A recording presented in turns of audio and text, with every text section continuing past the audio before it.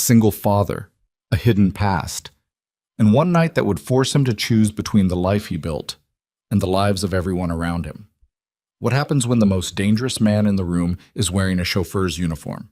If this story grips you from the first word, hit that like button right now. Drop your city in the comments so I can see how far this story travels, and follow along, because you do not want to miss what comes next.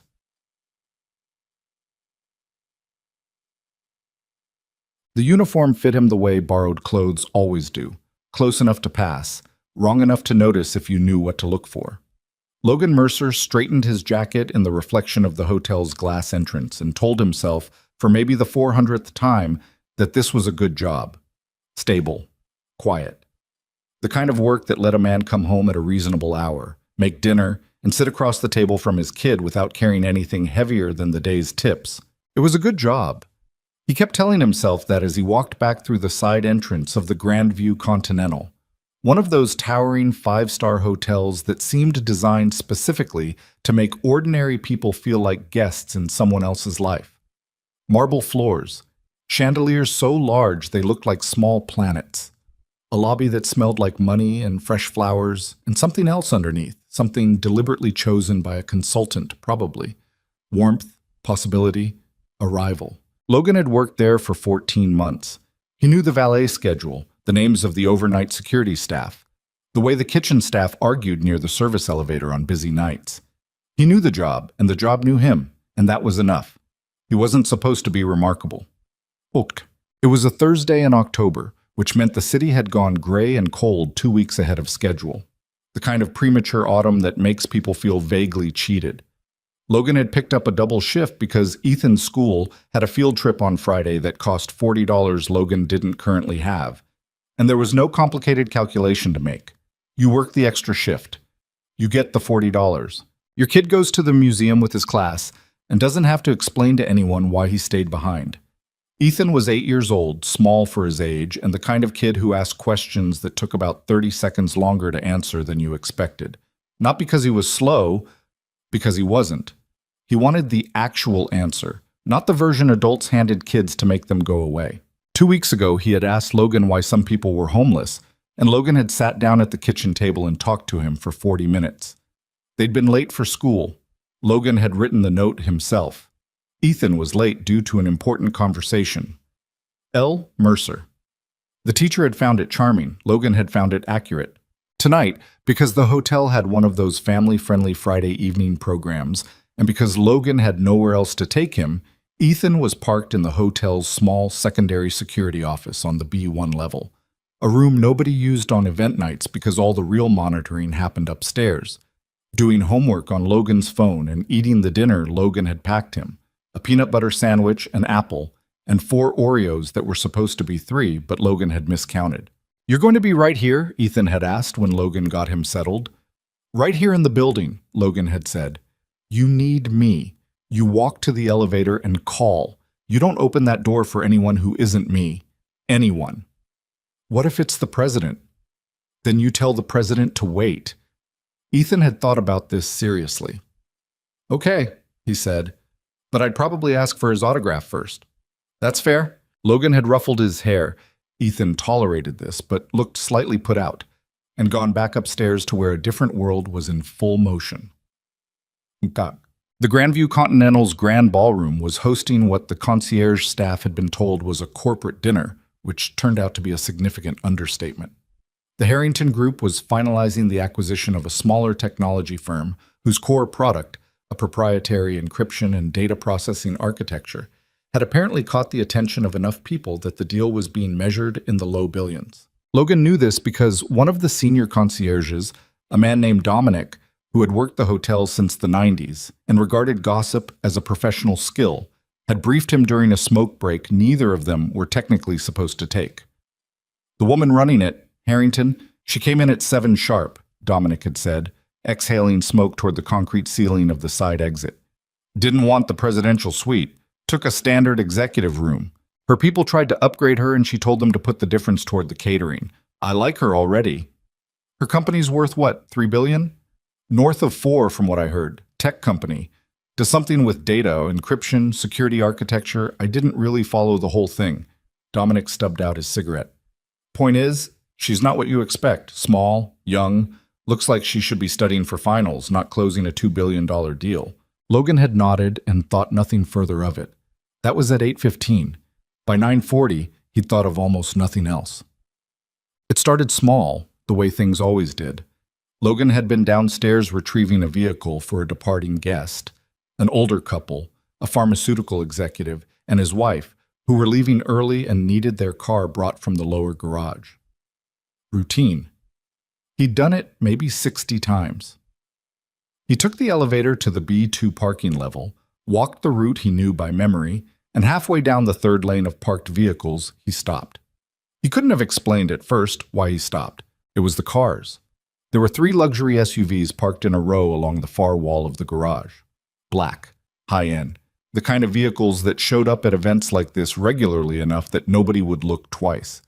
But they were parked in a zone he hadn't seen cleared for guests, and more importantly, they were parked in a very specific way. Not the careless diagonal of someone who paid a valet to deal with it. Deliberate. Tight. Positioned with their noses toward the exit ramp. Someone had parked them for extraction, not for arrival. Logan stood still for a moment and let the thought arrive at its own speed. He continued to the guest vehicle, retrieved it, brought it up, handed it off. He smiled at the couple and wished them a good night, and they thanked him with the particular warmth of people who were comfortable being thanked in return. He pocketed the tip, $20, generous, and stood outside the hotel entrance for a moment after their car disappeared.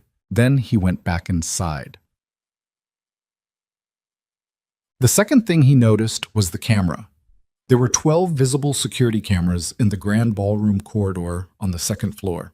Logan knew because he'd spent a bored Tuesday afternoon 3 months ago walking the building and counting them the way you count exits, habitually, without a specific reason. Old habit. 13 months at the Grandview Continental, and he still walked into rooms and quietly noted where the cameras were and where the doors were and what was between him and the nearest exit. You didn't untrain something like that, you just learned to do it quietly.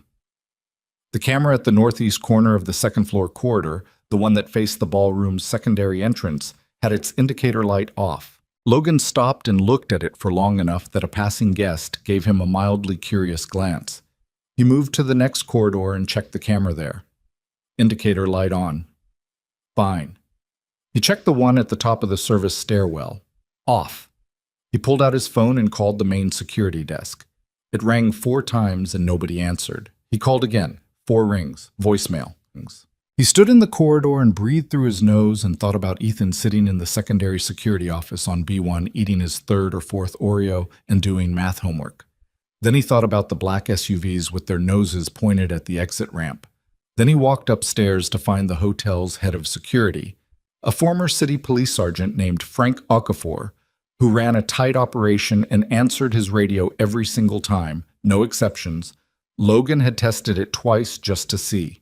Frank Okafor's radio was sitting on the floor outside the secondary security control room on the 3rd floor. The door was open 2 inches.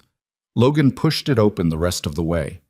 Frank Okafor was sitting in his chair with his wrists zip-tied to the armrests, a strip of tape across his mouth, and an expression of absolute furious helplessness in his eyes. 2 of his 3 overnight staff were in similar positions along the far wall. The bank of security monitors showed nothing. Every camera in the building had been cut, or the feeds were looping static footage. Logan couldn't tell which from where he was standing. Frank was trying to say something around the tape, and Logan crossed the room in 4 steps and peeled it back. Garage, Frank said immediately, voice like gravel. 6 of them, at least. Came up through the service entrance an hour ago. I counted wrong. I counted 6 employees who weren't on tonight's roster, and I was about to run their IDs when... He stopped. How many are there? I don't know yet. They're after someone in the ballroom. I heard them talking, something about a woman, about a company. Harrington. Frank stared at him. You knew? I'm guessing. Logan looked at the zip ties. I need something to cut these. Top right drawer, scissors. Logan? He waited until Logan had the drawer open. There's more of them than you think. These aren't amateurs. They moved clean and fast, and they had a frequency jammer, which means someone planned this for weeks. I know. You should wait for the police. Logan cut through the zip tie on Frank's left wrist and moved to the right. How long ago did it happen? 25 minutes. You called anyone? They had my phone. The landlines are cut. I've been sitting here. Logan handed him the scissors and moved to the two staff members on the wall. When your hands are free, find any working communication and start broadcasting. Tell police there's an active armed incident, give the address, and tell them Harrington Group event, suspected kidnapping attempt. Use the words kidnapping attempt specifically. It changes the response classification. One of the staff members, a young woman named Kelly, who Logan had talked to maybe 3 times, was looking at him with an expression that suggested she was rapidly revising her understanding of who he was. "Who are you?" she asked. "Right now? I'm the guy who's going to go downstairs." He looked at Frank. "Keep them up here. Lock this door. Do not come down until you hear sirens." Frank grabbed his wrist. Not hard. "Logan, I have a kid downstairs," Logan said. "That's all you need to know." He took the service stairs. Not because the elevator was slower, it wasn't, not meaningfully, but because the elevator announced itself. The ding, the doors sliding open. If anyone was watching the approach to the garage level, an elevator was a warning with a countdown timer. The stairs were just a door, and a door was only as loud as the person who opened it. Logan opened it quietly. The B1 level was where the service infrastructure lived. Electrical panels, mechanical rooms, the HVAC housing that sounded like a distant ocean during summer months, now just a low hum in the cold. The secondary security office was on the north wall, which meant Ethan was about 40 feet from where Logan was standing, and between him and that door was a long corridor with 3 sharp turns and no cover except the support pillars. There were voices ahead. Not loud, controlled. That was worse, in a way. Loud voices meant confusion, people improvising, a situation that hadn't fully cohered. Controlled voices meant people doing jobs, professionals who had planned and were executing the plan. Logan pressed his back against the corridor wall and listened. 2 men, both speaking English with accents he needed another few words to identify. Eastern European, he'd put money on it. The specific cadence of someone whose first language used different consonant clusters, a slight halting before certain words, the rhythm of translation happening just underneath the speech.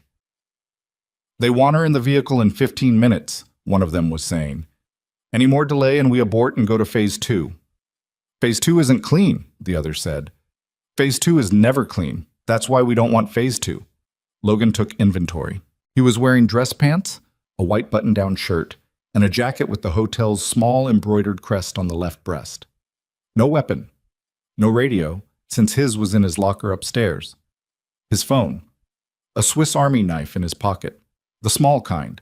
The kind he carried because Ethan sometimes needed a broken toy fixed or a stubborn knot cut on a camping trip. Not a weapon. Not in any meaningful sense. The corridor ahead had a supply room on the left. He knew because he'd been asked 3 times to retrieve cleaning materials from it, and the door had a key code he'd watched the maintenance staff punch in often enough that he knew it.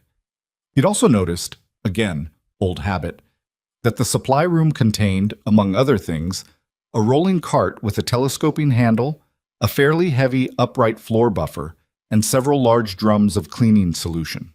He ran the numbers. 2 men this far ahead of him. More in the garage. Evelyn Harrington was somewhere in that garage, or about to be taken there. Hundreds of guests upstairs who had no idea any of this was happening. And Ethan, 40 feet away, eating an Oreo and doing math homework. Logan rolled his jaw once, the old tick, the one that surfaced when he was about to do something that required him to stop thinking and start moving. He moved. The supply room door opened on the second attempt. He punched the code and his fingers fumbled, muscle memory stumbling over itself, which would have bothered him 6 years ago and now just annoyed him the way a missed step on a familiar staircase does. He got the door open and slipped inside and pulled it behind him without letting the latch click. In the dark, he found the floor buffer by shin memory. He walked into it and bit down on the noise and worked around it. His hands found the cleaning cart. Rolling wheels, metal frame, heavy enough. He thought for a moment. Then he stripped off his jacket. Not because it restricted movement, though it did, because it had the hotel crest on it. Right now, if he was going to do what he was considering doing, He needed approximately 30 seconds in which anyone who saw him might mistake him for maintenance staff rather than a hotel chauffeur. 30 seconds was not a lot, but 30 seconds was sometimes the difference between a thing working and a thing not working. He left the jacket on a shelf and took the rolling cart and opened the door. The corridor was empty. He moved fast, staying close to the wall, pushing the cart ahead of him at a speed that suggested purpose without hurry. The speed of a man doing his job, not the speed of a man who was afraid. Fear had a sound to it even when you didn't make noise. The body carried it in the angles, the way the shoulders climbed, the shortening of stride. Logan had spent years learning to put fear somewhere it couldn't affect the outside of him, and he put it there now. He came around the second corner and almost walked directly into the first man. The guard was tall, close-cropped hair, wearing what Logan now recognized as a counterfeit version of the hotel's maintenance uniform, close but wrong in 3 specific ways that he'd missed from a distance and saw clearly now. The man registered Logan, looked at the cart, started to say something. Logan didn't let him finish. The rolling cart caught him across the midsection with Logan's full body weight behind it. The man folded and the cart pinned him against the corridor wall, and Logan was already moving past it, one hand on the man's weapon hand. There was a weapon, a compact semi-automatic, and Logan's grip found the slide before it could be brought to bear and twisted and applied pressure in a direction that human anatomy objects to strongly. The gun came free. The man made a sound like something escaping pressure, and his knees buckled, and Logan had 3 seconds before the second man, who had heard nothing yet because the HVAC unit was doing what HVAC units are designed to do, came around the corner or didn't. He didn't. Logan exhaled. He looked at the weapon in his hand for exactly 1 second and felt every complicated thing that went with it. The weight, the familiarity, the way it settled into his grip like a word in his native language. And then he ejected the magazine, cleared the chamber, and left both pieces on opposite ends of the corridor where they'd do nobody any good. He needed a radio. The unconscious man had one clipped to his shoulder. Logan took it, checked the channel, and listened. Moving the executive team to B2, still need confirmation on the primary target. She's still in the stairwell. Hold the elevator. 2 minutes, then we go whether or not Rice is in position. A different voice, calmer than the rest. The one Logan immediately identified as the person who ran things. Everyone holds until I say. Nobody moves until I give the word. That's the last time I say it. Silence on the channel.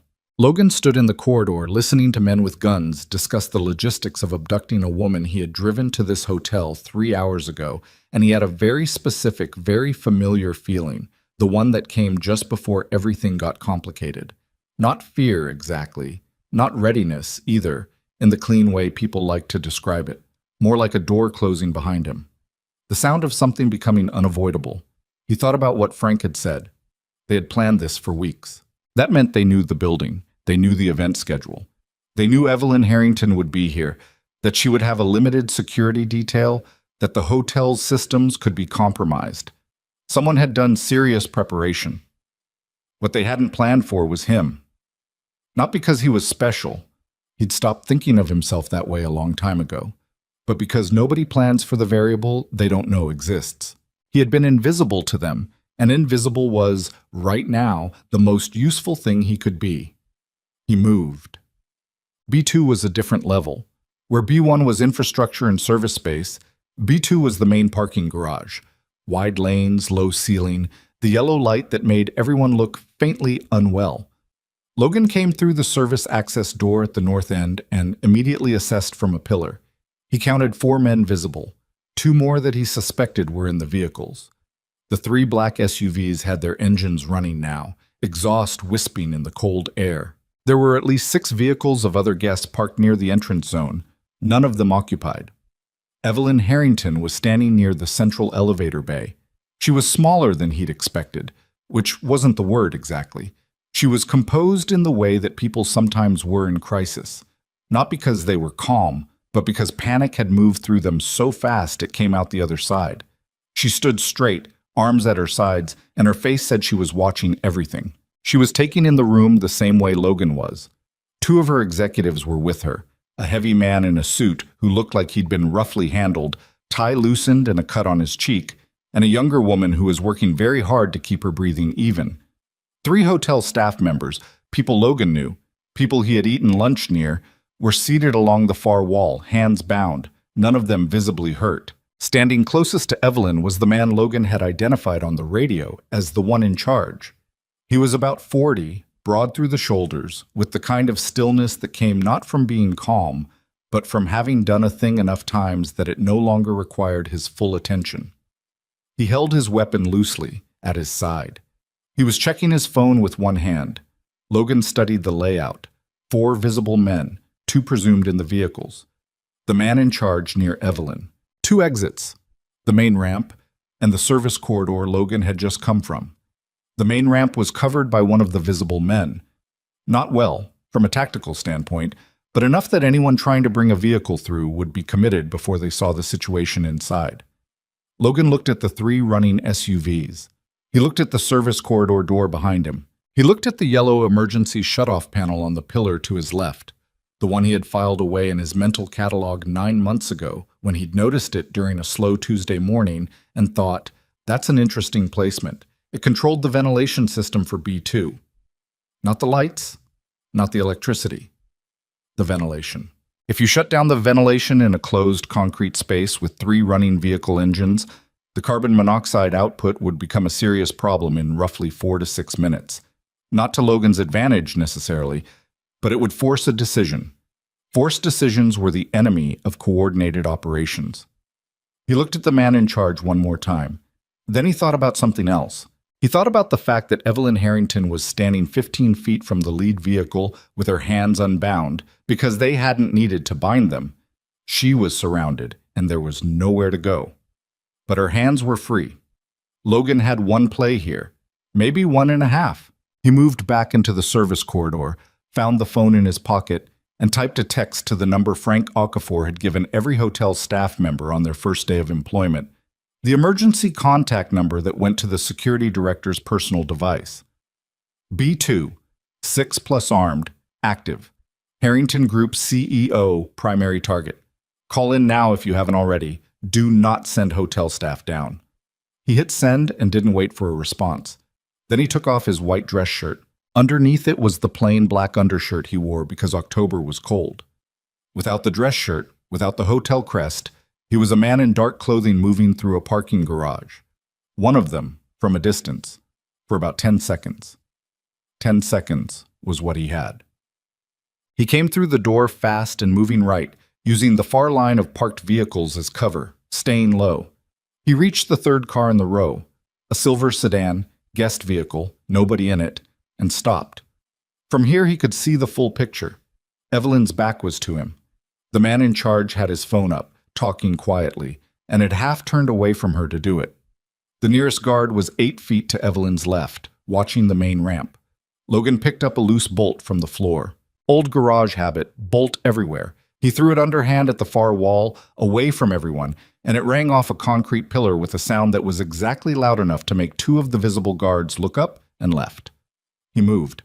He came out from behind the sedan and covered the distance to the man in charge in the way that people who haven't seen someone move with real intent never quite believe is possible. How fast it actually is, how little warning there is, how completely it overtakes the brain's ability to process and respond. The man in charge had time to turn. That was all he had. Logan's left hand found the weapon wrist, and his right shoulder drove into the man's sternum, and they both went back into the side panel of the nearest SUV with a sound like a cabinet falling. The weapon discharged once, into the concrete floor, nowhere near anyone. And then Logan had it, and he was standing and the man in charge was down, dazed, and every other person in that garage had turned toward the sound. "Nobody moves," Logan said. His voice came out level, not loud. The way you could speak in a crisis when you didn't need the volume, because the situation was already doing the work of getting everyone's attention. 4 men with guns were now looking at him. He had 1 weapon he'd taken off the floor, 1 magazine, and no cover. The math was bad. "I'm a former Navy SEAL," Logan said, which was either going to help or not, and he genuinely wasn't sure which. "What I know for certain is that whoever planned this operation built it around doing it quietly. The minute someone fires a weapon in a concrete enclosed space like this, the response time from law enforcement drops from 8 minutes to 3. He kept the weapon level, kept his eyes moving, kept the math running. None of you are getting paid enough for that conversation. A long silence. The guard nearest the main ramp made a small movement, weight shift, the beginning of something. And Logan said, "Don't," quietly, and the guard stopped. Evelyn Harrington was looking at him. He didn't look back, couldn't afford to, but he had seen, in the single second when he'd come across the garage floor, that she was already tracking the exits. She hadn't frozen. She had been watching and waiting and calculating the same way he had. "There's a service exit behind me," Logan said without turning. "Evelyn, corridor, north wall, go." He heard her move. He heard one of the guards start to move in response, and Logan shifted his aim and said, "Think about the math." And the man stopped. 15 seconds. He gave her 15 seconds, counting in his head, while 4 armed men decided whether the math worked for them. It didn't, which was what he needed. Then the shooting started anyway. Not from the men in front of him. From the 2 men in the vehicles. One of them had gotten out during the standoff, moving around the far side, and he came around the back of the center SUV and fired twice, and Logan was already moving, putting a pillar between himself and the angle, and both shots hit concrete and sent fragments he felt against the back of his neck. He fired back once, not at the man, at the SUV's front tire, because what he needed was not an escalation but a complication. The tire blew. The SUV dropped on one corner. The man who had fired went to ground behind it. Then the fire door at the north service entrance blew open, and Evelyn Harrington was standing in it, and she was not moving toward the corridor. She was moving back into the garage. "What are you doing?" Logan said. "The young woman by the wall," she said. "Her hands are tied. Get out. She's crying." Logan looked at the hotel staff member along the far wall. Young, 23, 24. Bound. Looking at the gunfire with the expression of someone who had lost track of whether they were still breathing. He swore under his breath. "Get her," he said. "Fast." Evelyn crossed the garage floor at a run. Not elegant, not the practiced movement of someone who'd done this before, just fast, knees and effort and fear converted into motion. She got to the staff member and had the bind off in 15 seconds with a broken piece of hotel key card she'd apparently been holding the entire time, which Logan only had a moment to be surprised by. The other 2 staff members, hands still bound, were trying to stand. Logan made a decision. He walked forward, not ran, walked, toward the 4 men and the wrecked SUV and the man in charge, who was getting back to his feet with blood on his lip. He walked at the pace of someone who was finished arguing and had moved on to the next thing, and sometimes that was enough. The body language of a person who had stopped being afraid could create about 4 seconds of uncertainty in people whose entire operation was built on the assumption that civilians were afraid. He got to the bound staff members. He got the first bind off and was working on the second when the man in charge said, "You cannot walk out of here." "I'm going to," Logan said without looking up. "There are 6 of us." "I know." He got the second bind free. "And in about 90 seconds, there are going to be police tactical units at the ramp entrance because someone upstairs called them 20 minutes ago and gave them an incident classification that means they don't wait." He stood. "The only question is whether you want to still be here when that happens." A very long 3 seconds. Then the man in charge said something in a language that wasn't English, and the 4 men began moving toward the vehicles. Not toward Logan, toward the vehicles. He let them go. He knew how that would look later. He knew what people might say about it, but there were 3 civilians next to him who were not trained for any of this, and Evelyn was somewhere in the service corridor, and Ethan was 40 feet away. He let them go and got the 3 hotel staff members moving toward the north door. The secondary security office door was closed when Logan got there. He knocked 4 times, the pattern he and Ethan had, the one Ethan called the secret knock even though it was just 4 knocks, and said, "It's me." The door opened. Ethan looked up at him from the doorway, hair messy, 1 Oreo worth of chocolate at the corner of his mouth, and said, "You're sweaty." "Yeah," Logan said. "Are you okay?" Logan crouched down and looked at him, really looked at him, the way you do when you've been somewhere and you need a moment to be back. "I'm okay," he said. "You said you'd come back." "I came back." Ethan studied him with the expression that Logan privately thought of as the assessment. The one that meant Ethan was deciding how much he actually believed what he was hearing. Then something resolved in the boy's face, and he stepped forward and put his arms around his father's neck, and Logan held on to him in the corridor of the hotel's basement level and felt the particular specific weight of the only thing that had ever fully mattered. From somewhere above them, distant through the concrete and steel, came the sound of sirens. Then more sirens. Then the kind of organized noise that meant it was over. Logan stayed where he was for another 30 seconds, holding his son in the basement of a hotel that smelled like exhaust and cleaning solution and old concrete, and didn't move until Ethan said, "Dad, you're kind of squeezing." "Sorry," Logan said. "It's okay," Ethan said. "I figured something happened." The sirens were still going when the first tactical unit came through the main ramp entrance of B2, with their lights cutting through the exhaust-thickened air like something mechanical and absolute. Logan heard them before he saw them. The specific pitch of vehicles moving fast through a concrete structure. The kind of sound that bounced off walls and came at you from 3 directions at once. And he had just enough time to get the 3 freed hotel staff members pressed back against the north wall before the lead vehicle cleared the ramp corner and someone with a loudspeaker told everyone to stay down. He got down. Not because he was afraid of the police, because he understood optics, and right now the optics were armed incident, underground garage, multiple injured, and a man in a black undershirt holding a weapon he'd taken off someone else. Getting shot by a responding tactical unit because you failed to read the situation was the kind of ending that made no sense and happened constantly. He put the weapon on the floor, kicked it away from himself, and put his hands flat on the cold concrete. Ethan was still in the security office 40 feet away, behind a locked door, and Logan told himself that was fine, that Ethan was safe, that the danger had moved up the ramp and out into the city in 3 black SUVs that were probably already splitting off in different directions. And he almost believed it.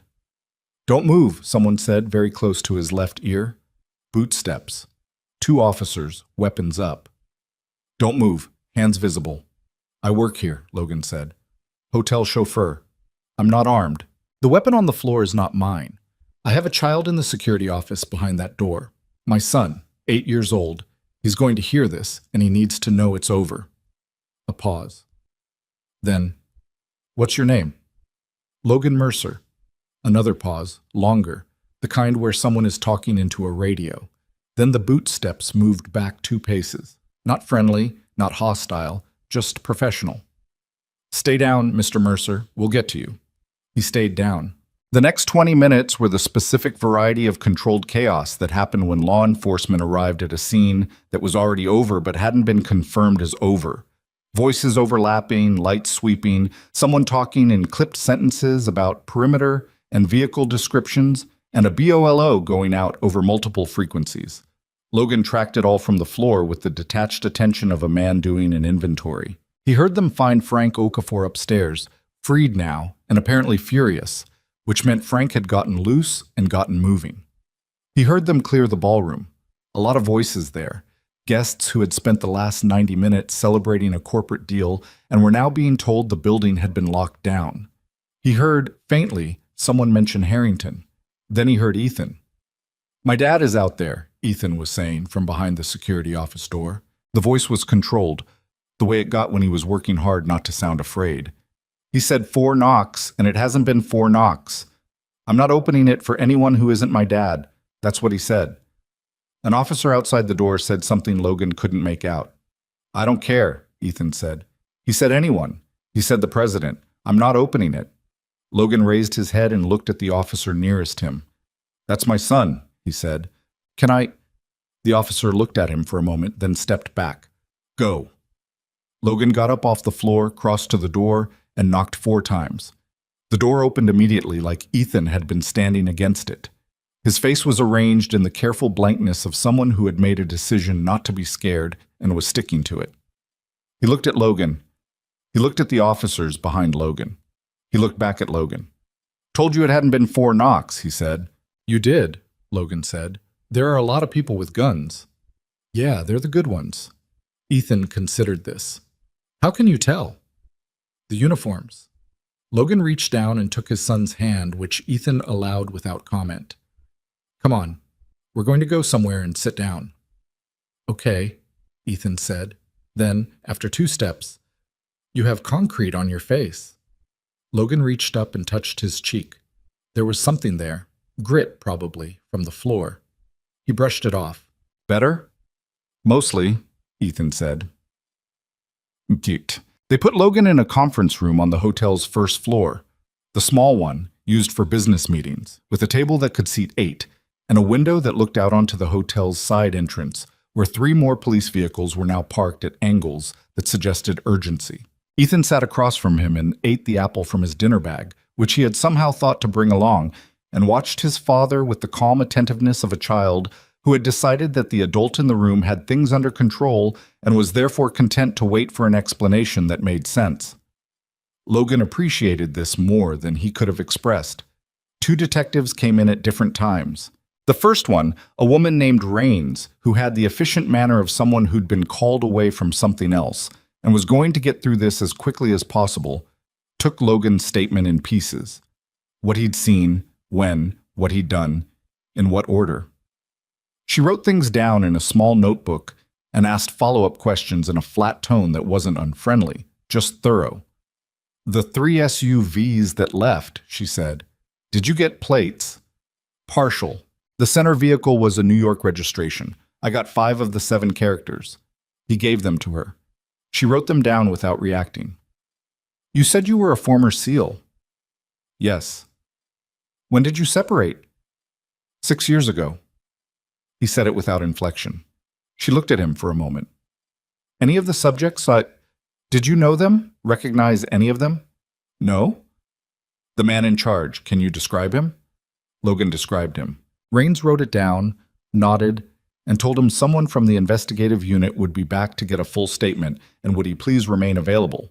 He said he would. She left. The second detective, a heavy man named Carver, who had 20 more years on the job than Rains and moved like it, came in an hour later and covered some of the same ground with different emphasis. He seemed less interested in the tactical sequence and more interested in whether Logan had any prior relationship with the Harrington group, with the operation, with any of the individuals involved. "You understand why I'm asking," Carver said. "You're asking if I was part of it," Logan said, "or connected to it in some way." "Right. I wasn't." "You neutralized 6 armed professionals with no weapon and no backup. I neutralized 2 and disrupted the rest. The operation fell apart because the math stopped working for them." Logan held Carver's gaze. "If I was connected to this, I had a very strange way of showing it." Carver sat back and looked at him without expression for a few seconds. Then he said, "Fair enough," in a tone that meant he wasn't fully satisfied, but he was moving on. "Ms. Harrington has asked to speak with you." Logan hadn't expected that. "Now?" "She's been asking since we cleared the scene." Carver looked at Ethan. "We can arrange for someone to sit with your son." "He stays with me," Logan said. Carver looked between them. "She's in the presidential suite. Her people have it sealed off. I can take you up if you want." Logan looked at Ethan, who had finished the apple and was now apparently reviewing his math homework in his head, eyes slightly unfocused. "Hey," Logan said, "this woman wants to talk to me. You want to come?" Ethan refocused. "Is she nice?" "I don't know yet." "Okay," Ethan said, with the pragmatic acceptance of a child who understood that sometimes you went places before you had full information. The presidential suite occupied the northwest corner of the 14th floor and was the kind of room that had furniture chosen by someone who had been paid specifically to think about furniture. Everything was deliberate and coordinated, the kind of deliberate that cost more than Logan made in 3 months. He noticed it the way he noticed everything, registered it, filed it, moved on, and stepped into the main room where Evelyn Harrington was sitting in an armchair near the window, one leg tucked under her, a glass of water on the table beside her that she hadn't touched. She looked up when he came in. Up close, without the specific horror of a garage standoff providing context, she looked tired in a way that had nothing to do with the evening and everything to do with whatever the evening had landed on top of. There were circles under her eyes that hadn't been put there tonight. Her suit jacket was gone, replaced by a hotel bathrobe she hadn't bothered to tie properly, and her hair had come down on one side in a way she clearly hadn't noticed or didn't care about. She looked at Logan for a moment and then looked at Ethan, which seemed to catch her slightly off guard. "This is my son," Logan said. Ethan. Evelyn said, "Hi, Ethan." Ethan said, "Hi." Then, examining the room, "This is a big room." "It is," Evelyn said. "You can look around if you want. Don't touch the lamp by the desk. It wobbles." Ethan took this instruction seriously, gave the lamp a glance, and moved to the window instead. Logan sat down in his chair across from Evelyn because she gestured at it, and because standing felt like a statement he didn't want to make. There were two of her people in the room, a tall man in his 40s who stood near the door with the studied neutrality of a senior assistant, and a younger woman with a laptop who was clearly still working despite everything, which Logan privately respected. "I wanted to say thank you," Evelyn said. "Properly. Not through someone." "You don't have to. I know." She looked at him directly, and Logan noticed that this was apparently something she did. Looked at people directly without the social softening that most people inserted between themselves and the thing they meant. "I was told you were a chauffeur." "I am a chauffeur. Former Navy SEAL. Also that." She was quiet for a moment. Outside the window, the city was doing what cities did. Lights and movement, and the suggestion of a million separate lives, none of them aware of what had happened 14 floors below. "The man running the operation," Evelyn said, "he told me, while we were waiting, that I should have taken the offer. That if I'd been reasonable about the technology sale, none of this would have been necessary." Logan said, "What offer?" She almost smiled, but it didn't fully complete. 6 weeks ago, a consortium, I can't tell you who specifically because my attorneys would have strong opinions about that, offered to buy our data architecture division. Not the company, just the architecture. A piece of what we built. She picked up the water glass and held it without drinking. We said no. The technology has other applications we haven't developed yet, and selling it in pieces before it's complete is the kind of decision you can't undo. They came back with a higher number. We said no again. She set the glass down. Apparently they decided to find a different kind of leverage. "Kidnapping the CEO, Logan said. "Kidnapping the CEO, she agreed. The theory being that if I was in their possession, my board would make a more favorable decision about the sale. Logan thought about this. "Your board, would they have?" She looked at him like the question surprised her, then like it didn't. "Probably some of them, which is the part that actually keeps me up at night." She looked at her water glass. "Not tonight, specifically. In general." Ethan had pressed his face against the window glass in the way that children did despite being told about smudges, and Logan had stopped fighting. From across the room, the boy said, "You can see the highway from here. There's like 1,000,000 cars." "There are," Evelyn said toward him. "I count them sometimes when I can't sleep." Ethan turned from the window. "Does it work?" "Not really." He nodded, accepting this as a reasonable outcome, and went back to the window. Logan looked at Evelyn.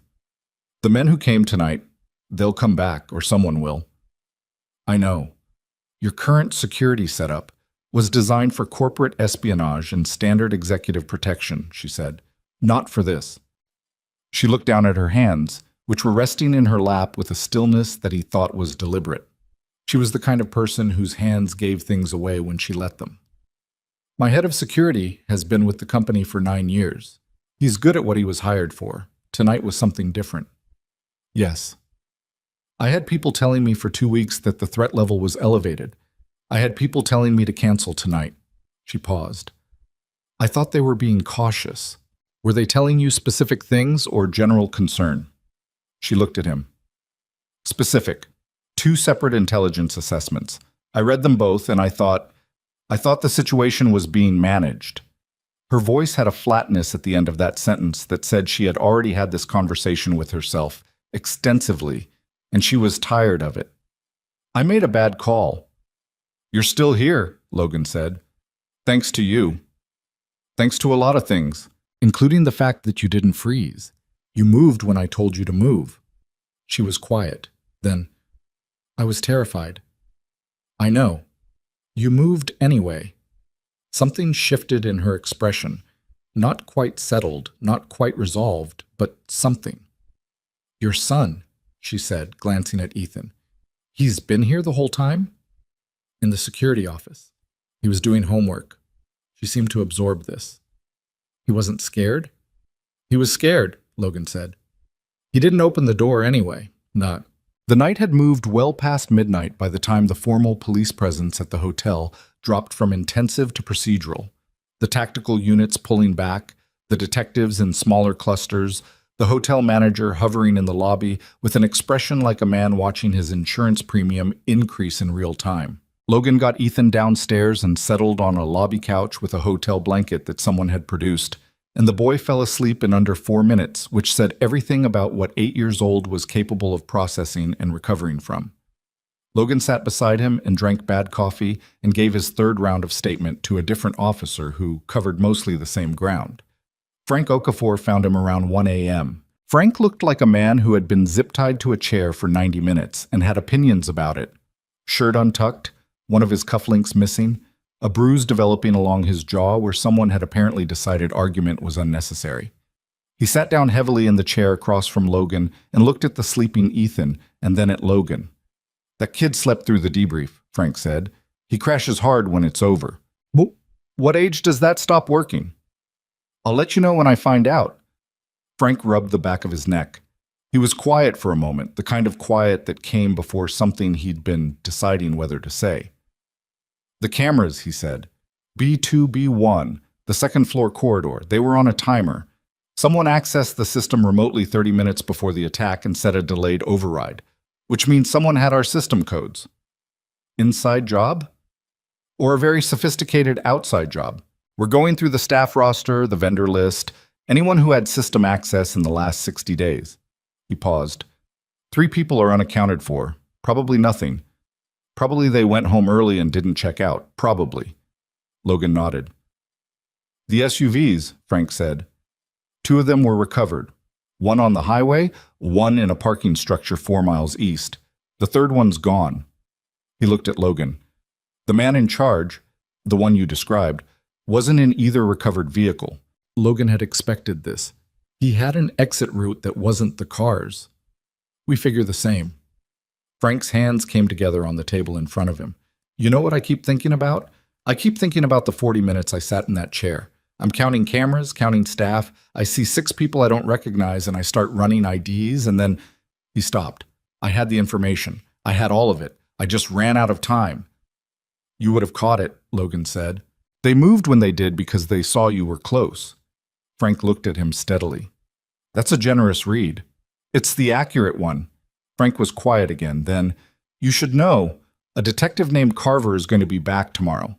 Not about tonight, or not only about tonight. They ran your military record." Logan had been waiting for this since the moment Carver asked him when he'd separated. "Okay? There's apparently some..." Frank chose his words with care. "Some flag on the file, something classified." He wasn't specific. He wouldn't be. Frank studied him. In 14 months of working the same building, Logan had given Frank exactly as much as he needed and nothing more. A competent, reliable, quiet employee who showed up on time and handled things without complaint and never asked for extra shifts unless he needed the money. Frank had clearly decided this was the kind of man he was, and now he was recalibrating. "You want to tell me anything?" Frank said. "Not tonight," Logan said. Frank nodded once, slowly. It wasn't acceptance, and it wasn't judgment. It was a man deciding to let a thing rest for now. "Okay," he said. "Get your kid home." Logan looked at Ethan, still asleep, still wrapped in the hotel blanket with one arm hanging off the couch cushion the way he always slept, half off every surface as if gravity was optional. "Yeah," he said. "I will." He carried Ethan to the car. The boy was too old for this and occasionally said so, but unconscious children did not get a vote, and buckled him into the back seat and sat in the driver's seat for a moment before starting the engine. The hotel was lit up behind him, still processing, still figuring out what the night had meant. Police vehicles, an ambulance that had arrived for the executive with the cut on his face, a news van that had shown up at the perimeter and was being kept there by 2 officers who looked like they'd rather be anywhere else. Logan put his hands on the wheel and looked at the city through the windshield. He thought about what Evelyn had said. "The man running the operation told me I should have taken the offer." The casual certainty of it, the way it had been phrased like a lesson, like a correction, like the violence was simply the next step in a negotiation that should have gone differently. He had known men who thought this way, who had sorted the world into problems and solutions, and people who created friction by refusing to see it clearly. He had, in certain contexts, been deployed against problems those men needed solved, and the memory of that sat in him the way old injuries did, quiet most of the time and present when the weather changed. He thought about the classified flag Frank had mentioned. He'd known it was there. He'd known, in the specific way you knew about a locked room in a house you'd lived in long enough, that there were things in his service record that wouldn't stay buried indefinitely. He'd just been hoping for more time. He started the car. In the back seat, Ethan shifted and mumbled something that wasn't a word. The sleep speech he'd done since he was 2. Full sentences that meant nothing and always made Logan feel inexplicably like something was being communicated that he just didn't have the translation for. He drove home through streets that were quieter than usual, or maybe just felt that way.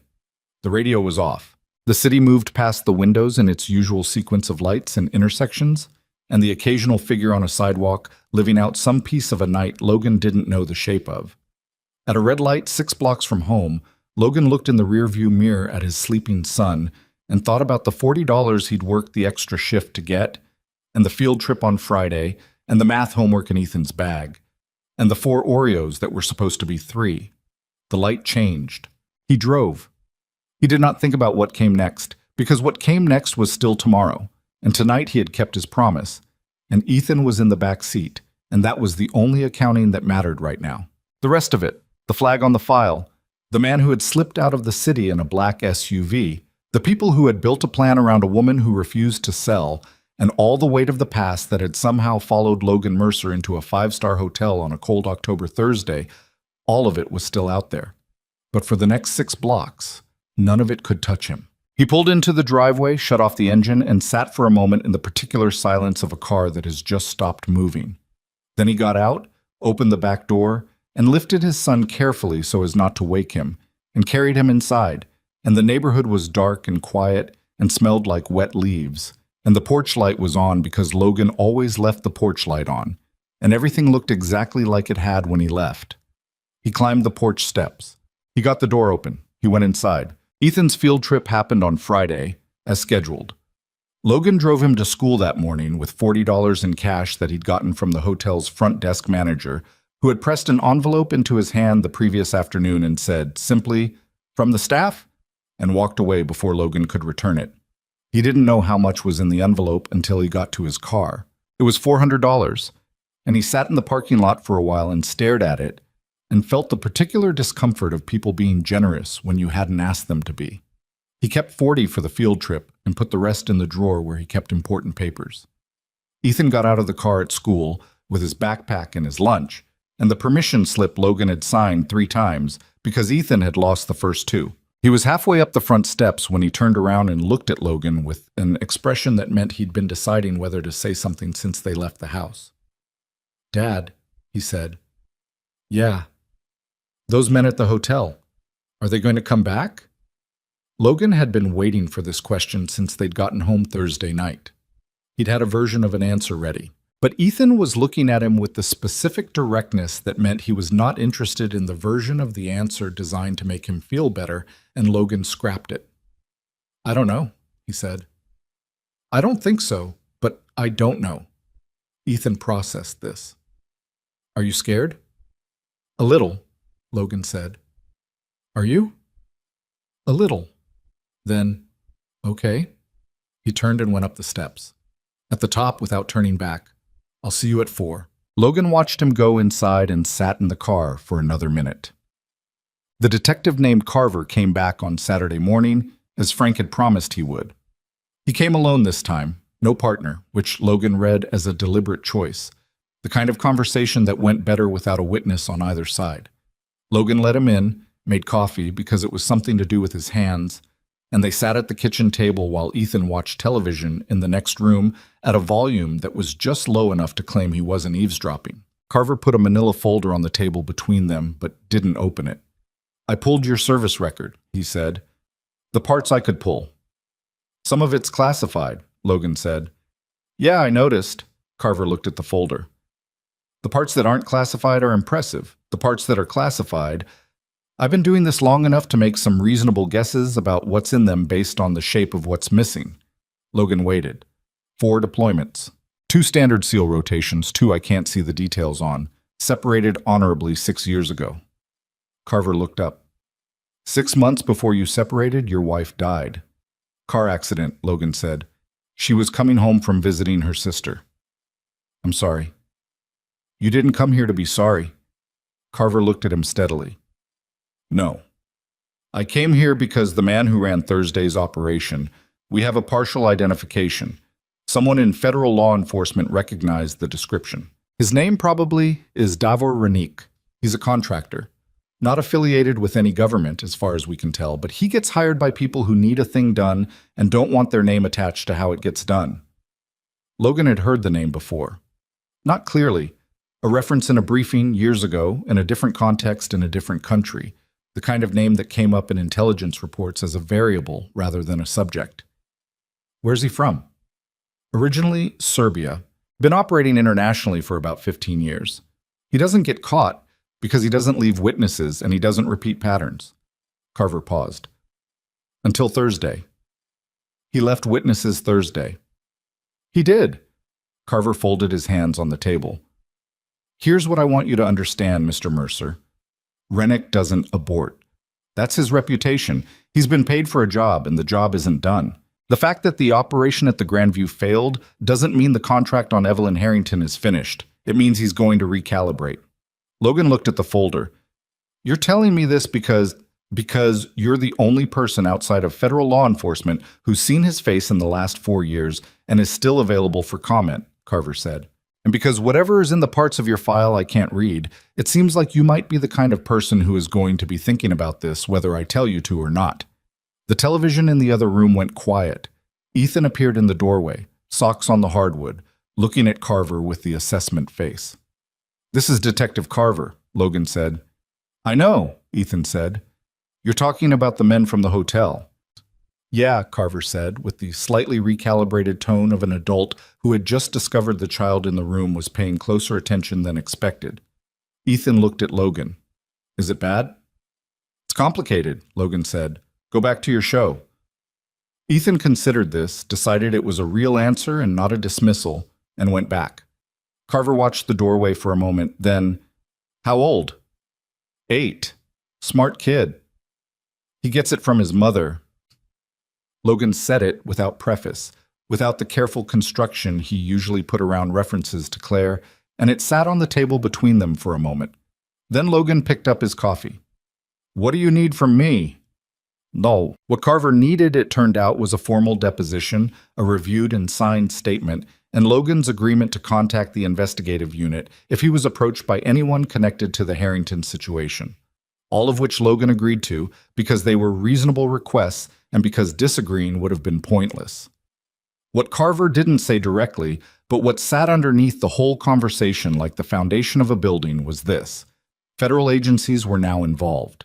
The Harrington Group's technology, whatever it was precisely, had attracted attention that crossed jurisdictional lines, and the attempted kidnapping had elevated it from a corporate security matter to something with more weight and more moving parts. Logan was, for the moment, a witness and a cooperating civilian. But the implicit suggestion was that the situation was not resolved, and that resolved was the only state in which it would actually be over. After Carver left, Logan stood in the kitchen for a while and listened to the television and thought about Davor Rennick recalibrating. He called Evelyn's office number that afternoon. Not her cell, which he didn't have, but the main number from the hotel's guest services directory, which had been in his work phone and which he hadn't deleted. He got a corporate assistant who took his name and number and was polite in the practiced way of someone trained to be polite to everyone while revealing nothing. Evelyn called back in 40 minutes. I wasn't sure you'd reach out, she said. I talked to Carver this morning. So did I. A pause. He told you about Rennick? Yes. He told me Rennick doesn't leave unfinished contracts. Her voice was steady, in the way that voices got steady when someone had spent the last 2 days making a deliberate decision about how they were going to carry a thing. My security team has doubled. My board they're handling it in their way, which involves a lot of conference calls and not very much actual security thinking. What are you doing about the technology? Logan asked. The architecture that started this. A pause, longer this time. I'm not selling it, she said. If I sell it now, I'm selling it because someone put a gun in my face. And that's not a decision, that's a capitulation. Those are different things. Logan had expected this answer. He wasn't sure if it was the right one, tactically, but he understood it completely. Okay, he said. I need better security, she said. Not more. Better. The people I have, they know how to run a standard executive protection operation. What happened Thursday was not a standard anything. I know. I want to talk to you about that, not right now. I have 4 more calls today and a board meeting that's going to be unpleasant, but this week. Logan looked at the window. Outside, the neighbor's kid was riding a bike in slow circles on the sidewalk, and the leaves were doing what October leaves did. I'm still a chauffeur, he said. Technically. I know what you are, Mr. Mercer, Evelyn said with a slight dryness that wasn't unkind. I watched you walk across a parking garage full of armed men like it was a Tuesday. It was a Thursday. A beat. Then something that might have been a real almost laugh. I'll call you Wednesday, she said. Thank you for reaching out. She hung up. Logan put the phone down and went to see what Ethan wanted for lunch. The week had the stretched, strange quality of days that followed a violent event. Everything looked the same and felt different, like furniture rearranged 2 inches in every direction. Logan went back to work on Monday because the hotel hadn't told him not to, and because staying home felt like waiting for something, and waiting felt like the wrong response. The hotel was quieter than usual. 3 events had been rescheduled. The grand ballroom was closed for what the management communications called systems review, which was the corporate language for there were armed men in our parking garage, and we're still figuring out how to phrase that for insurance purposes. Frank Okafor had been put on administrative leave pending the security review, which was a technicality, and everyone knew it. But Frank had accepted it without complaint in the way of a man who understood that institutions needed their procedures even when the procedures were theater. Logan drove. He picked people up and dropped them off, and opened doors and moved through the city in the way the job required.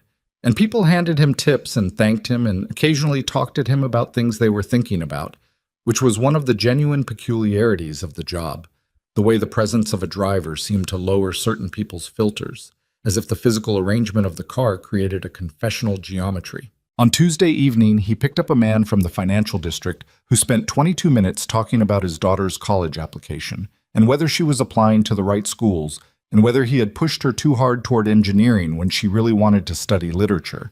And Logan listened and said 3 things, and the man tipped him $30 and seemed genuinely lighter when he got out. Logan drove back and thought about Ethan, who had announced that morning that he wanted to play baseball in the spring. Wednesday came. Evelyn called at 2 in the afternoon when Logan was sitting in the hotel's side lot between runs.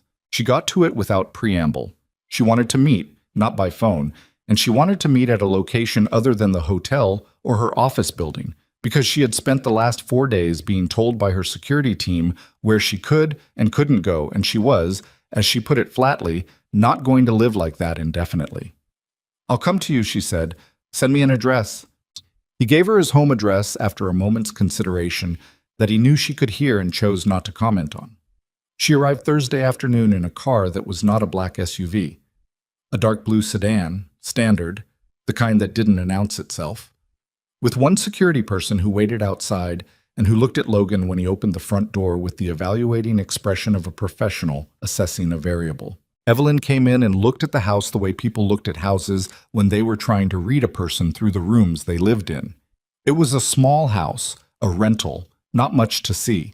Furniture that had been chosen for function and had accumulated small histories in the form of Ethan's drawings on the refrigerator and a baseball glove on the entry bench and 3 library books on the coffee table that were 2 weeks overdue. Nice, she said, and seemed to mean it in a way that wasn't about the house.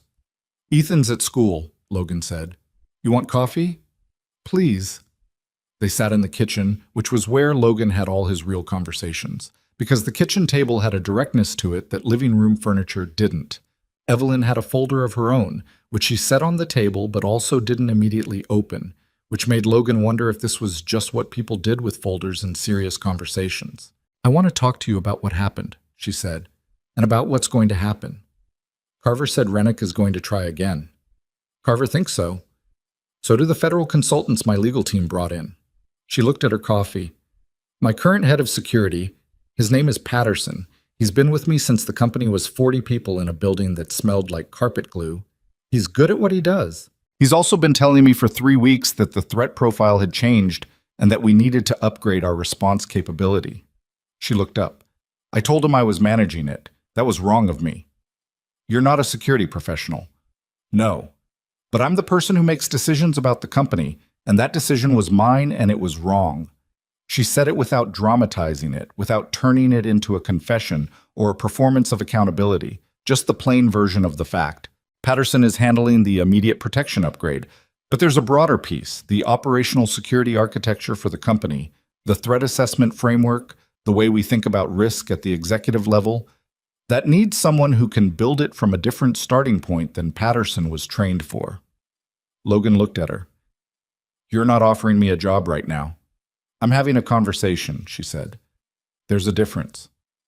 Okay, have the conversation. She was quiet for a moment, arranging something.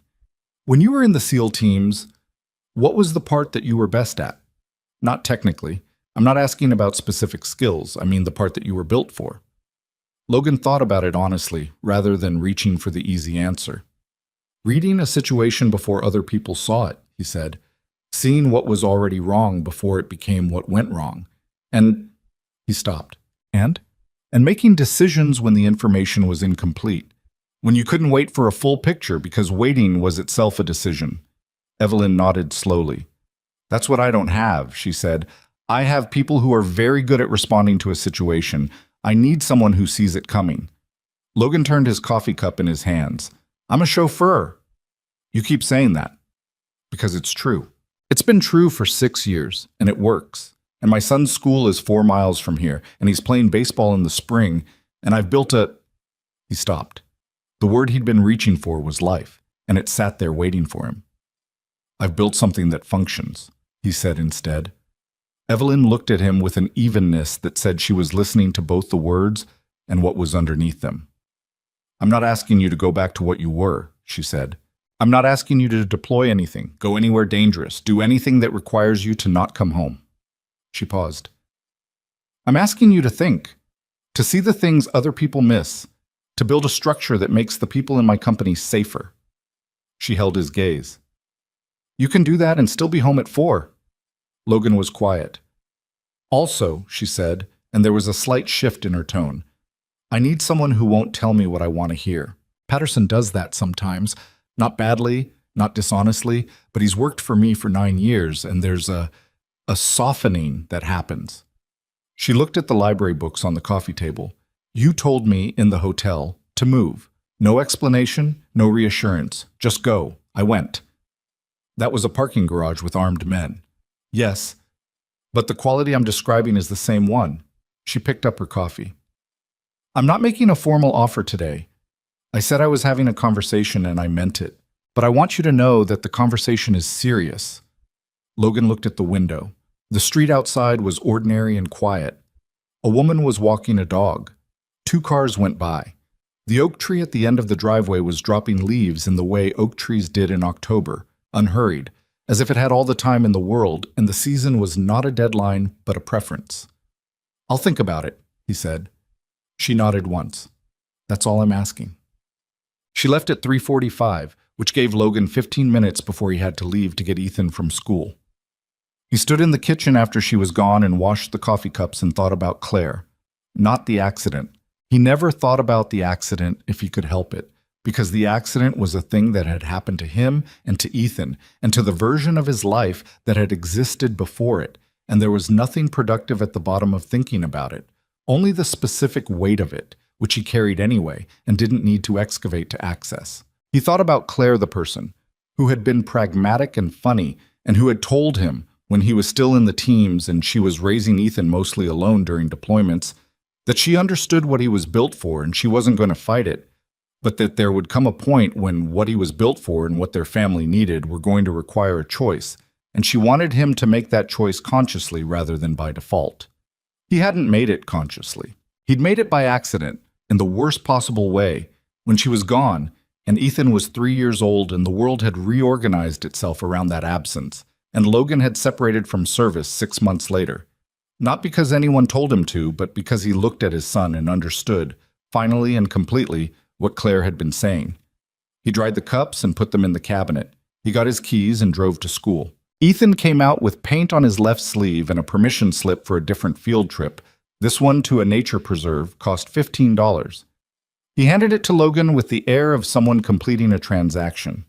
"How was your day?" Logan asked. "Good, we did fractions." Ethan buckled his seatbelt. "Also, Marcus threw a ball at my head, but it was an accident, so I didn't tell anyone." "Are you okay?" "Yeah, it wasn't hard." He looked out the window. "A lady came to pick you up at school today," Marcus said. His mom saw it. Logan glanced at him. "That was someone I know from work." "From the hotel?"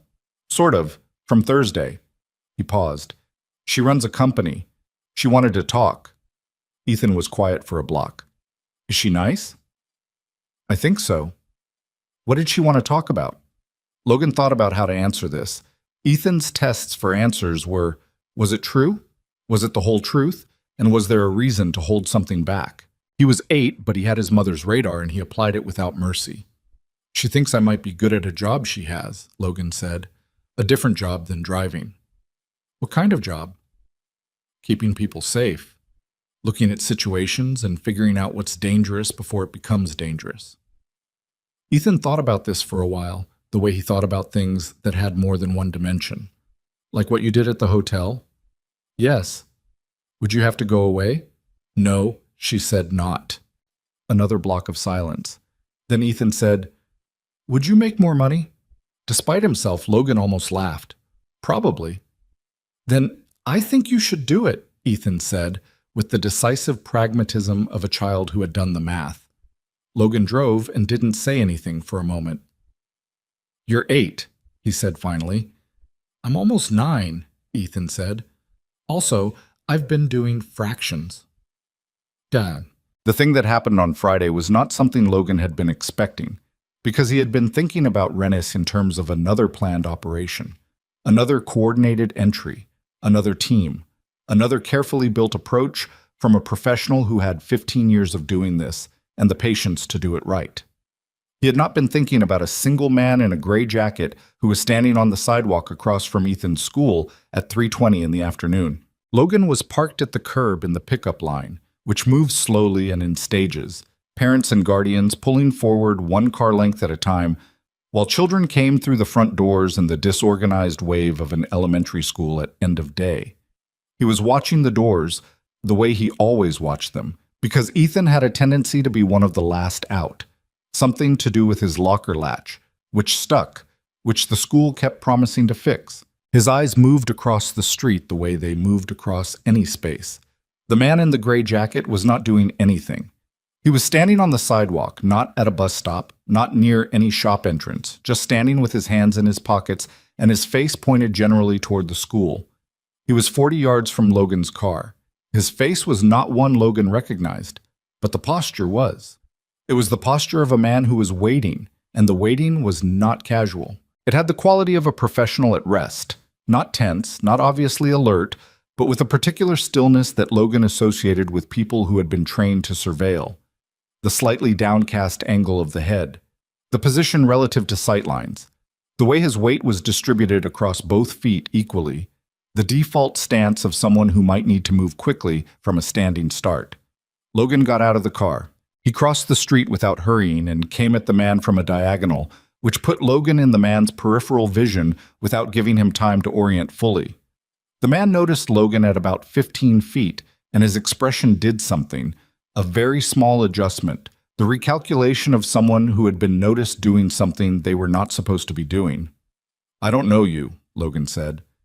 "I don't know you either," the man said. His accent was light, controlled, but it was there, not Serbian, closer to Czech or Slovak.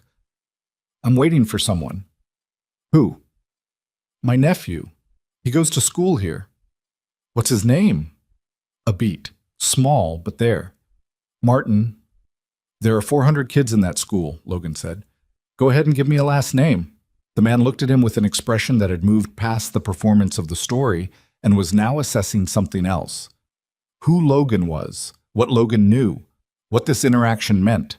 I don't need to explain myself to you, he said. No, Logan said. You don't. But I'm going to stand here and watch you until my son comes out of that building, and if you're still on this sidewalk when he does, I'm going to have a different kind of conversation with you. The man was quiet for 3 seconds. Then he turned and walked away. Not fast. Not like someone running from something. Like someone who had decided the situation was no longer useful and was moving to the next step in a larger sequence. He rounded the corner at the far end of the block and was gone. Logan stood on the sidewalk and watched the corner for a long moment. Then Ethan's voice came from behind him, across the street, at the school entrance, calling his name. Logan turned and crossed back, and Ethan came down the front steps with his backpack bouncing and his lunch bag swinging and paint, today, on his right sleeve instead of his left. Who are you talking to? Ethan asked. Someone in the wrong place, Logan said. Ethan looked at the corner where the man had disappeared, then at Logan. Should I be worried? Logan looked at his son's face, the freckles across the bridge of his nose, the careful intelligence in his eyes, the specific expression that was Claire's expression and would always be Claire's expression, and said the most accurate thing he had. I'm going to call someone, he said, and then no. He got Ethan into the car and locked the doors and took out his phone and called Carver, who answered on the second ring, and Logan described what he had seen in the flat, precise language of a man who had learned a long time ago that the difference between useful information and noise was the removal of everything that wasn't a fact. Carver listened without interrupting. When Logan finished, Carver said, Are you at the school now? Leaving. Go somewhere other than your house. Call me when you stop. I have a kid in the car. I know. Go somewhere public. I'll have a unit at your house in 20 minutes. A pause. Logan. It was the first time Carver had used his first name. You were right to call. This is the recalibration. Logan looked in the rearview mirror. Ethan was watching him with the specific, focused calm of a child who had decided to trust the adult in the situation and was waiting for instructions. We're going to get dinner, Logan told him. Somewhere with a lot of people. Okay, Ethan said. Can we get burgers? Yeah, Logan said. We can get burgers. He put the car in drive and pulled out of the school lot and into the ordinary Friday afternoon traffic of a city that had no idea that a man in a gray jacket had just stood on a sidewalk and confirmed, as clearly as anything Carver had said, that Davor Rennick was not finished and that the contract was still open, and that somehow, in the specific and random way that things connected to other things, Logan Mercer and his son who wanted to play baseball in the spring and had paint on his sleeve, and was currently deciding whether he wanted cheese on his burger were somewhere near the center of it. He drove. He kept his eyes on the mirrors. He did not let Ethan see him doing it. The first Monday Logan walked into the Harrington Group's offices as an employee rather than a visitor, he took the stairs instead of the elevator. Not for any tactical reason. The building was secure. The threat was resolved. Rennick was in federal custody awaiting extradition proceedings that Vasquez had described, with rare satisfaction as airtight. There was no reason to take the stairs except that Logan had always taken stairs in unfamiliar buildings until the building became familiar, and this one wasn't yet, and old habits were the last things to go. He came out on the 18th floor and stood in the corridor for a moment, getting the layout into his body the way you had to get a space into your body before you could really work in it. The Harrington Group's headquarters occupied floors 16 through 19 of a glass and steel building that looked out over the city's east side, and the 18th floor was where the security division lived, a cluster of offices and a main operations room that Patterson ran with the quiet authority of a man who had spent 9 years building something he was proud of and was now in the process of figuring out what it meant that someone had been brought in above him. Logan had thought carefully about Patterson. He'd thought about it the way he thought about most things that mattered. Not obsessively, but returning to it at odd moments, turning it over. Patterson was competent and loyal and had genuine affection for Evelyn and for the company. And he had missed the freight elevator on the 14th floor and had been honest about it when Logan pointed it out, which was actually the most important thing. A man who couldn't be honest about what he'd missed was a man you couldn't build anything with. Logan knocked on Patterson's office door before he opened it, which was the kind of small thing that wasn't small. Patterson looked up. He had a coffee on his desk and a staffing chart on his screen, and the expression of a man who had decided to approach the situation as a professional and was doing it with some effort. "Mercer," he said. "Patterson." Logan sat down in the chair across from him without being invited, because standing in the doorway was a posture that implied uncertainty, and he wasn't uncertain. "I want to talk about how this works before I talk to anyone else." Patterson leaned back. "All right. You run this floor, the deployment, the personnel, the day-to-day operations. That's yours, and it stays yours. I'm not here to manage your team. I'm here to build a framework they work inside." Logan held his gaze. "Anything I'm building, you see it first. Anything I think needs to change, I tell you before I tell Evelyn. You disagree with something? I want to hear it." Patterson was quiet for a moment, then, "She didn't tell you to say that." "No. It's your idea." "It's the only way it works," Logan said. "If your team thinks I'm here to second-guess them, they'll spend half their attention managing their relationship with me instead of doing the job. That's how people get hurt." Patterson looked at him for a long moment with the specific quality of attention that people gave when they were deciding whether they were being handled or told the truth. Whatever he found seemed to land on the right side. "Okay," he said. "I can work with that." "Good." Logan stood. "I'm going to spend the first 2 weeks walking the building and the protection routes and reading every threat assessment from the last 3 years. I'll have questions. I'll try to ask them in a way that doesn't make your people feel like they're being reviewed." "They're going to feel like they're being reviewed anyway," Patterson said. "Probably. But there's a difference between feeling reviewed and feeling judged." Logan moved to the door. "They're good at what they do. I'm not here because they're not good. I'm here because the threat got bigger than the framework, and building a bigger framework is different work." Patterson picked up his coffee. "Mercer," he said, when Logan was at the door. "Yeah. For what it's worth, what you did in the garage and at the school and the van." He paused. "I've been in this work for 22 years. I don't know many people who would have done any of those things." Logan thought about how to answer this. The honest answer was complicated, that what he had done in the garage hadn't felt like courage in the moment. It had felt like the only available option, and that the difference between those two things was something he'd been trying to understand his whole adult life. But that was a longer conversation than a Monday morning deserved. "I had a reason," Logan said. "That's most of it." He went to find his office. The Veterans Outreach Program was Evelyn's idea first and Logan's second, which meant by the time they sat down to build it, they were already arguing about it, which Logan had come to understand was how things got built correctly around Evelyn Harrington. She wanted to hire veterans directly into corporate role, security, operations, logistics, project management, providing structured transition support, mentorship, and what she called, in the memo she'd drafted before Logan arrived, a reintegration pathway. The language was good. The instinct was right. Logan's objection was to the assumption underneath it. "You're designing this for the version of a veteran that's easiest to absorb," he told her, in a meeting on his third week that was supposed to be 45 minutes and went to 2 hours. "The ones who come in with transferable skills already visible, already translated. The ones who already know how to code switch between military culture and corporate culture." Evelyn looked at him across the conference table. "And the others?" "The others are the ones who need it most. The guys who got out and spent 2 years not knowing how to talk about what they did in language that a hiring manager could process. The women who deployed 3 times and came back to find their industry had moved without them. The ones who are good at exactly the things your company needs, but who can't see that and can't make you see it because they've never had to translate it before." He paused. "The program works if it goes to them. If it only works for the easy cases, it's a press release." Evelyn was quiet for a moment. Then, "What does it look like if it goes to them?" "Longer runway, more intensive support on the translation piece, not just resume help, but actual structured work on how to communicate what you know to people who don't share the context you built it in, and someone running it who's done the translation himself." He met her eyes. "Me, for a year, until we find the right person to hand it to.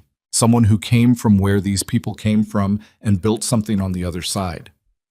That's a significant time commitment on top of the security architecture work. I know. Can you do both? Logan thought about the honest answer, which was probably not perfectly, and probably yes. I can do both well enough that they both work, he said. That's what I've got. Evelyn looked at him for a moment with the expression she had when she was deciding something. Okay, she said. Build it the right way. Send me the framework when you have it. I'll send it to Patterson first. She almost smiled. I heard about that conversation. I assumed you would. For what it's worth, it was the right call. She gathered her papers. He came to me the same day and said, and I'm quoting, the guy might actually work out. That's high praise from Patterson. It's the highest he gives, she said, and meant it. Whoop. Logan built the framework over 8 weeks, in the early mornings before Ethan woke up and in the hour after Ethan went to sleep, at the kitchen table with the legal pad that he kept replacing when it ran out. He thought about every veteran he'd known who had gotten out and found the transition either harder or stranger than they'd expected. Not because civilian life was worse, but because the skills that had kept you alive and effective in one context were invisible in another, and invisibility was its own kind of weight. He thought about the specific loneliness of being good at something that no one around you could see. He thought about himself, driving a black town car through a city that had no idea what was sitting in the driver's seat, and he thought about the fact that for most of those 14 months, he had told himself this was enough. The job, the routine, the $40 for the field trip. And he had been wrong, not because the quiet life was wrong, but because he had been using the quiet life to hide from something rather than to rest from it. There was a difference. He was still figuring out the full shape of it, but the difference was real. The program he built was not elegant. It went through 4 complete revisions before he showed it to Patterson, who read it carefully and asked 3 questions, all of them good. Then he showed it to Evelyn, who read it in one sitting and said, "This is the version that actually helps people." Then he showed it to a veterans advocacy organization in the city that had been doing transition work for 12 years, because he was not too proud to show his work to people who knew more about the specific landscape than he did. And they came back with 11 suggestions, 9 of which he incorporated and 2 of which he disagreed with for reasons he wrote out in full so they could argue about it properly. The program launched in January, 7 months after Renique's arrest, with 6 participants in the first cohort. Not a large number. Large enough to do well. Logan ran the first session himself, in a conference room on the 16th floor, with 6 people who had between them 4 combat deployments, 2 intelligence specialties, 1 flight crew certification, and more useful skills than any of them currently had language for. He stood at the front of the room and looked at them and said, I drove a town car for 14 months because I didn't know how to explain what I was good at in a way that anyone could hire me for. So I took the job that asked the least questions and paid the rent. He paused. That's over. That's what we're here to figure out how to make over, for you. A woman in the second row, former Army intelligence, 2 tours, currently working part-time data entry, said, How long did it take you to figure it out?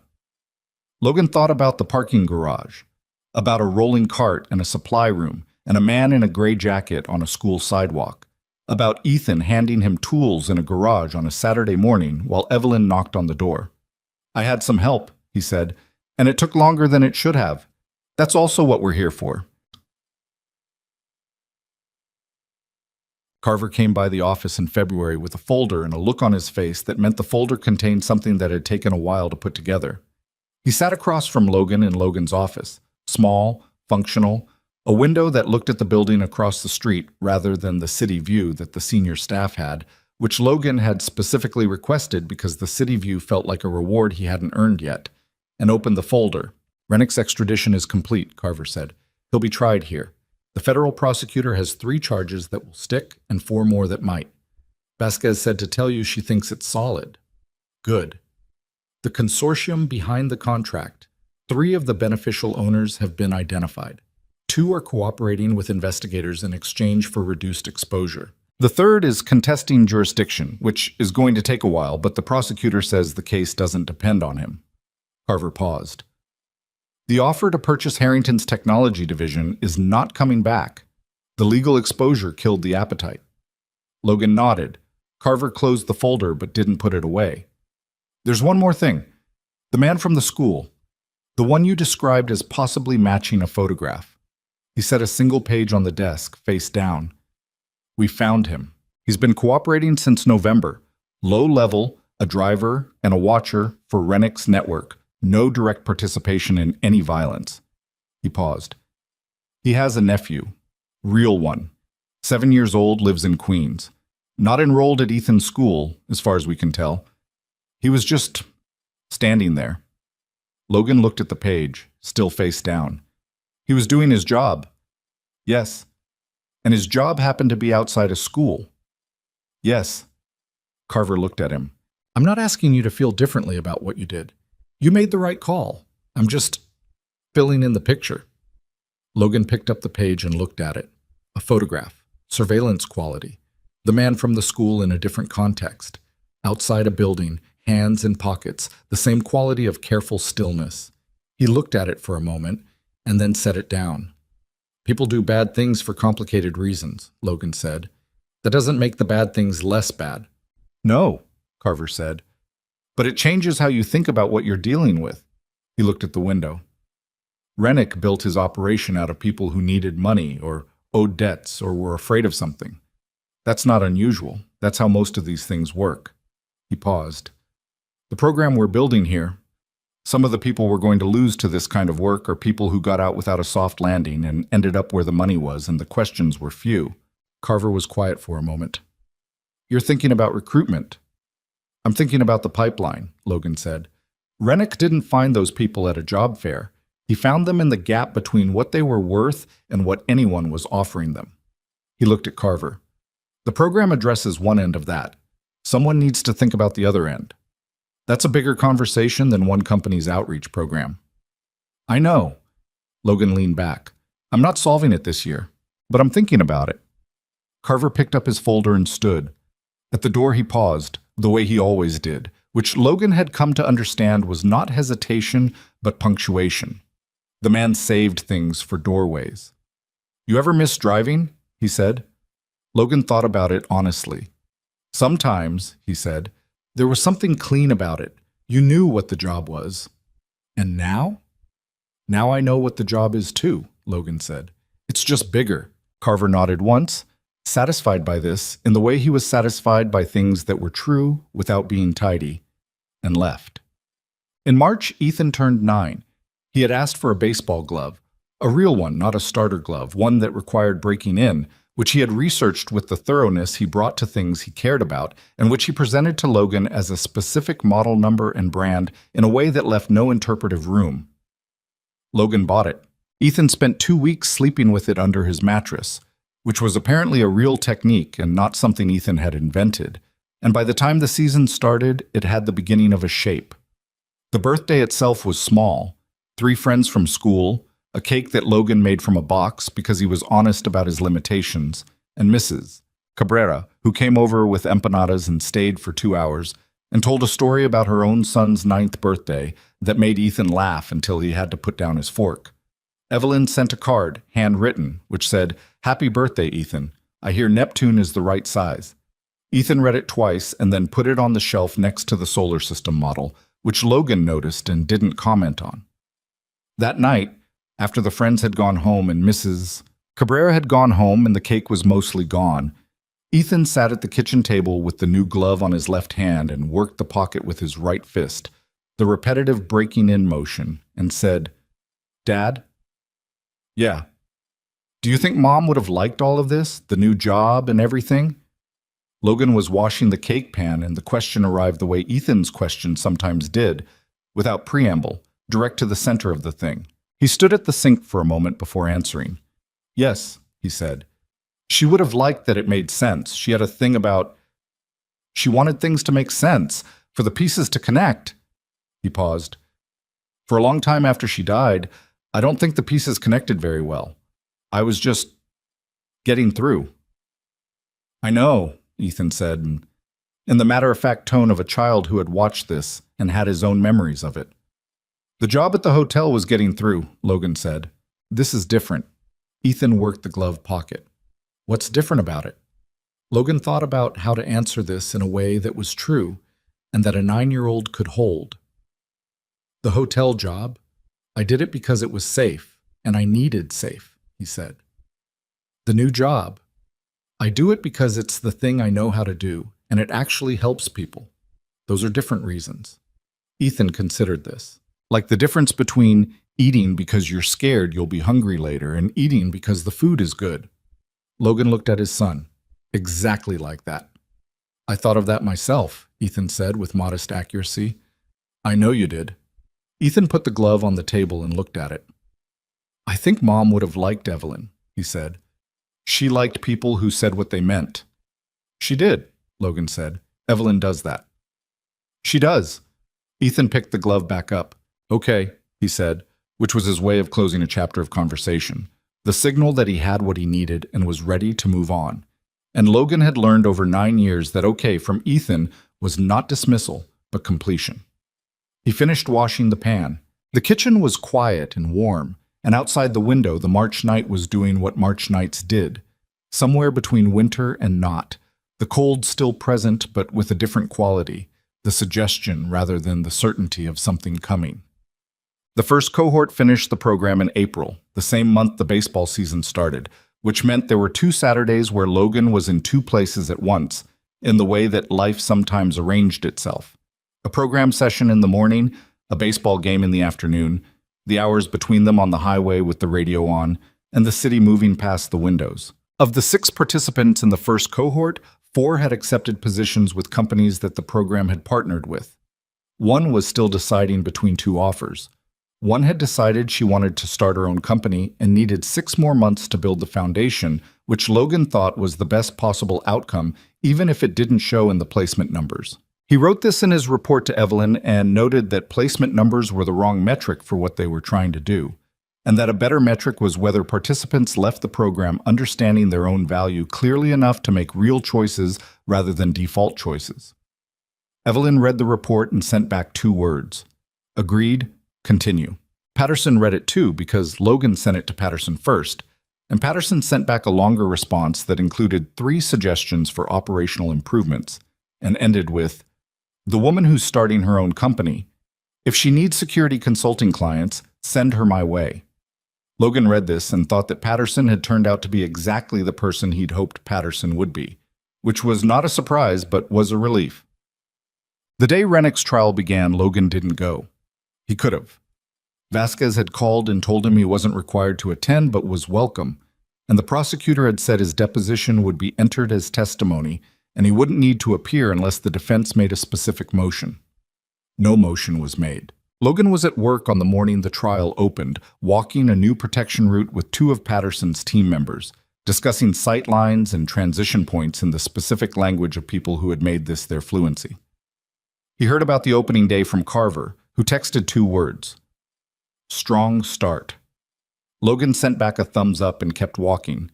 He thought, briefly, about the man in the gray jacket with the real nephew in Queens, about the 2 men who had gotten out of the van on a Thursday morning and disappeared into the city, about the world that existed on the other side of operations like Rennick's, the supply chain of people and circumstances that made such things possible, the long ordinary distances between who someone was and who they became under sufficient pressure. He didn't think about it for long, not because it wasn't worth thinking about, but because thinking about it without being able to act on it was a particular kind of waste, and Logan had spent enough of his life in that specific waste to know it by its texture. He had work to do. Real work. The kind with a shape and a purpose. And people at the end of it who were better for it. That was what he had, and it was enough. And it was more than enough, and knowing the difference between those 2 things was something it had taken him a long time to learn. The second cohort of the Veterans Program started in May with 9 participants, 3 more than the first, which was the right growth rate. Fast enough to mean something, slow enough to do well. Logan ran the first session again, stood at the front of the room again, and said something different this time. He said, the hardest part of this transition isn't the skills gap. You have skills. You have more skills than most of the people who are going to interview you, and eventually you'll be able to prove that. He looked at the 9 people in the room, each of them carrying their own version of the distance between what they'd done and what anyone outside it could see. The hardest part is deciding that your past is context, not ceiling. That what you survived and what you learned and what you became in conditions most people will never face, that's the foundation, not the limitation.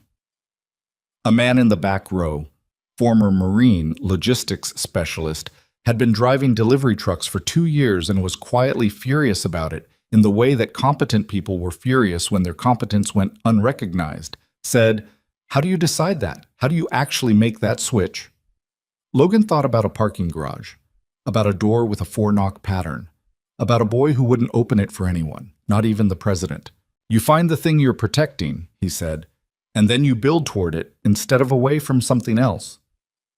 The man looked at him. "That simple?" "No," Logan said, "but that's where it starts."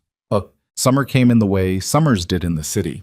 Suddenly, without apology, the heat arriving overnight and the whole atmosphere changing its weight.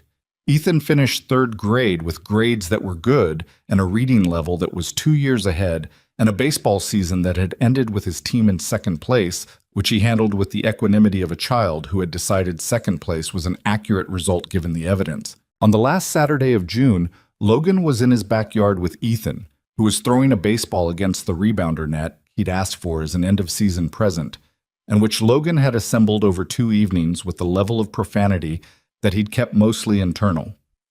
The afternoon was hot, and the yard was small, and the neighbor's cat was on the fence watching Ethan with the specific disapproval of a cat observing someone doing something pointless with great dedication.